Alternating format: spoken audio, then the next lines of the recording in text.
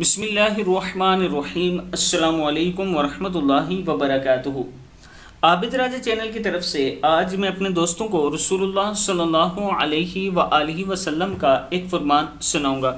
उससे पहले मैं अपने तमाम दोस्तों से रिक्वेस्ट करूंगा कि एक बुज़ुर्ग हैं जिनके घर में कोई कमाने वाला नहीं, इनकी दो बेवा बाबियां हैं, उनमें से एक के पास रहने को घर भी नहीं है। इन्होंने अपने ही मकान में से एक कमरा उन्हें दिया था और वो भी गिरने पे आ चुका है, मतलब वो भी टूट फूट का शिकार हो चुका है।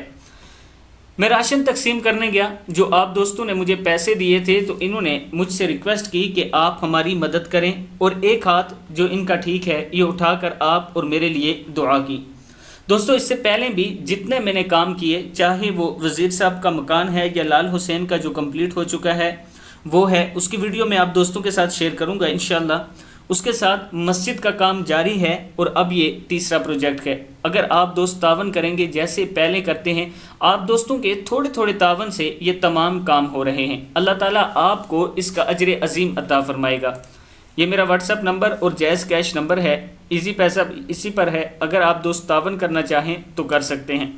तो शुरू करते हैं। बिस्मिल्लाहिर्रहमानिर्रहीम।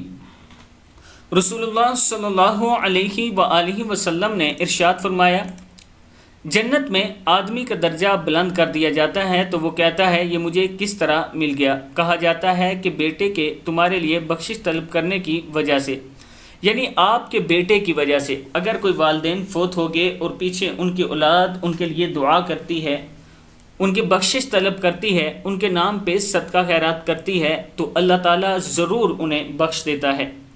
दोस्तों, मौका भी है अभी एक बेवा की मदद का। अपने वालिदैन के नाम पर, अपने वालिदैन के नाम सदका निकाल कर उन्हें ज़रूर दें ताकि उनका घर बन जाए और उनके यतीम बच्चे उसमें परवरिश पा सकें। अस्सलामु अलैकुम वरहमतुल्लाहि वबरकातुहू।